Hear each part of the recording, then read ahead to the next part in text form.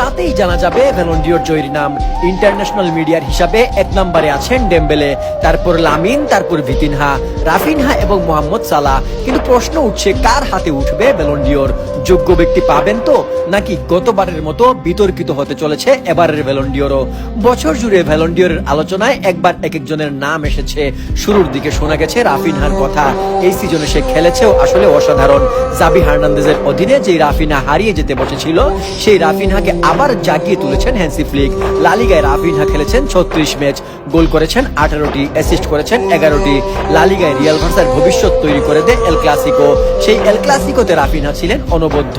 শুধু লা লিগায় নয়, চ্যাম্পিয়ন্স লিগে রাফিনহা খেলেছেন 14 ম্যাচ, 14 ম্যাচে করেছেন 13 গোল, 9 অ্যাসিস্ট। সব মিলিয়ে রাফিনহা এই সিজনে 34 গোলের পাশাপাশি করেছেন 25 অ্যাসিস্ট, যা এই সিজনে বার্সেলোনার হয়ে সর্বোচ্চ।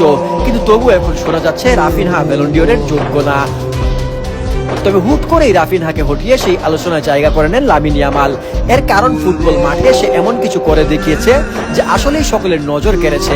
গোলের পর গোল কিংবা অ্যাসিস্টের পর অ্যাসিস্ট হয়তো সে করতে পারেনি, কিন্তু এমন কিছু কাজ করেছে যা ম্যাচে পার্থক্য গড়ে দিয়েছে, এবং এসব দিয়ে সে জায়গা করে নিয়েছে ব্যালন ডিওর প্রত্যাশীদের লিস্টে, তাও খুব শক্তভাবে। এতটাই শক্ত যে গতকাল থেকে শোনা যাচ্ছে সেই জিততে যাচ্ছে ব্যালন ডিওর। কারণ হিসেবে বলা হচ্ছে লামিন ইয়ামাল তার পরিবারের 20 জন নিয়ে প্যারিস যাচ্ছে এবং ব্যালন জিতে প্যারিসে একটা পার্টি দেওয়ার চিন্তা করছে। আবার পিএসজির প্রেসিডেন্ট খোলাইফি বলছেন তিনি যাবেন না ব্যালন ডিওর অনুষ্ঠানে। এইসব কিছুর কারণ ধরে নেওয়া হচ্ছে হয়তো তার হাতেই দেখা যেতে পারে এই পুরস্কার। এবার লা লিগায় লামিন ইয়ামাল করেছেন 9 গোল, 15 অ্যাসিস্ট, চ্যাম্পিয়ন লিগে 5 গোল, 4 অ্যাসিস্ট, কোপা দেল রেতে 6 অ্যাসিস্ট, 2 গোল, আর সুপার কাপে 2 গোল, সব মিলিয়ে 18 গোল, 25 অ্যাসিস্ট। পাশাপাশি ইংল্যান্ডে দুর্দান্ত পারফর্ম করে মোহাম্মদ সালাহ চলে এসেছিলেন একসময় আলোচনায়। আর্নে স্লটের অধীনে লিভারপুল লিগ জেতার পরে তাকে খুব শক্তভাবেই প্রতিদ্বন্দ্বী ভাবা হচ্ছিল।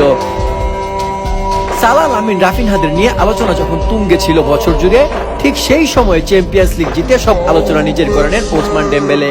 কারণ এর আগে এটা মনে করা হতো যে যারা চ্যাম্পিয়ন্স লিগ জিতে ব্যালন ডিওরের সম্ভাবনায় তারা অনেকটাই এগিয়ে থাকে। যদিও গতবার ভিনিকে হটিয়ে রদ্রির ব্যালন পাওয়াটা সেই আলোচনায় প্রচন্ড উপহাস করেছে। অনেকেই মনে করেন গতবারের ব্যালন ডিওর মোটেও ফেয়ার হয়নি। তবে চ্যাম্পিয়ন্স লিগ তো চ্যাম্পিয়ন্স লিগই, যার ফলে সবাইকে হটিয়ে ডেম্বেলে চলে আসেন শীর্ষে। পিএসজির ইতিহাসে প্রথম এবং একমাত্র চ্যাম্পিয়ন্স লিগ জয়ে সবচেয়ে বেশি অবদান ছিল তার। চ্যাম্পিয়ন্স লিগে 15 ম্যাচে 8 গোল, 6 অ্যাসিস্ট, লিগ ওয়ানে 29 ম্যাচে 21 গোল, 8 অ্যাসিস্ট, সব মিলিয়ে 35 গোল, 16 অ্যাসিস্ট। লিগ ওয়ান শিরোপা জিতেছে champions league, French super cup, UEFA super cup. পাশাপাশি আলোচনায় আসেন বছর জুড়ে অসাধারণ খেলা ভিতিনহা, হাকিমি, হ্যারি কেনরাও। আজ রাতেই অবশ্য জানা যাবে কার হাতে উঠবে এই শিরোপা। কি মনে করেন কে পাবে Ballon d'Or? Lamine Yamal, Osman Dembélé, Raphinha নাকি অন্য কেউ?